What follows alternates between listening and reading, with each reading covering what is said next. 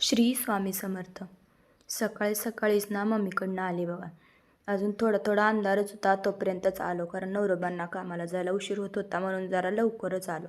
येताना थंडी पण वाजत होती आज जराशी, आणि केस तर माझे पूर्ण विस्कटली होती म्हणून थोडीसं व्यवस्थित केलं. अजून काम पण होतं त्याच्यामुळे जास्त काय नादी लागले नाही. मग काय, नवरोबांनी काल दिवसभर जेवण करून ठेवलेली भांडी सगळं तसंच होतं. एक दिवस जरी आपण घरामध्ये नसलं ना तर घराची काय अवस्था होऊन बसते बघा. मग अगोदर सगळी भांडी धुवून घेतली. कालपासून भांडी खरकटी होती त्याच्यामुळंच त्याचा वास यायला लागला होता. मग काय, सगळंच व्यवस्थित धुवून ठेवलं.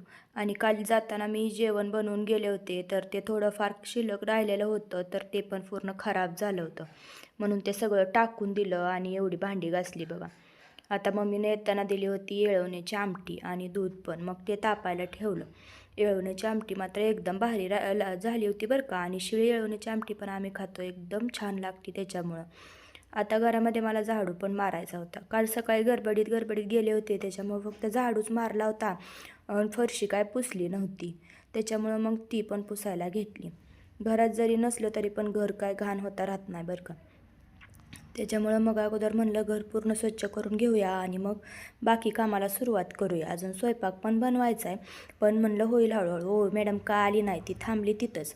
आता अगोदर छानपैकी घर तर सगळं स्वच्छ केलं, मग म्हणलं रांगोळी काढून घ्यावी. काल पण काढली नव्हती, घाई गडबडीत जाताना रांगोळी, आणि काल सकाळी थोडा पाऊस पण येत होता त्याच्यामुळं काही मी काढलीच नव्हती. मग आज छान असं सगळी फरशी पुसून घेतली आणि छोटीशी रांगोळी काढली. एखाद्या गोष्टीची आपल्याला सवय झाली ना, मग ती गोष्ट केल्याशिवाय आपल्याला करमतच नाही बघा. आता थोडंसं स्वतःकडे बघितलं, केस विंचरले आणि थोडासा मेकअप केला. मग काय, कालपासून देवपूजा राहिली होती का, मग छान अशी देवपूजा करून घेतली. आणि मी बघा किती शहाणी आहे, मम्मीपासून आले तरी पण एक पण फूल देवाला आणायचं काय माझ्या लक्षात राहिलं नाही. आता मम्मी देईल परत पाठवून म्हणून आता केली देवपूजाचं. तर सकाळी सकाळी फ्रेश फुलं आणावी म्हटलं पण लक्षातच राहिलं नाही. घरातलं सगळं काम आवरलं होतं आणि आले थोडंसं बाहेर. आता बाहेर कशासाठी आले, काय महत्त्वाचं काम नव्हतं, पण म्हणलं भाजीला काय नव्हतं तर मग भाजीला काहीतरी आणूया. तिथं मला कोथिंबीर एकदम छान दिसली.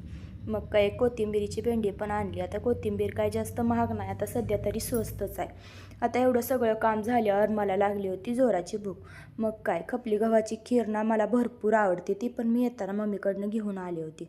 मग अगोदर खिरीवर ताव मारला आणि मग स्वयंपाकाचं बघूया म्हटलं. तुम्हाला आवडते का खीर ते कमेंटमध्ये सांगा, आणि व्हिडिओ आवडला असेल तर चॅनलला सबस्क्राईब करायला मात्र विसरू नका.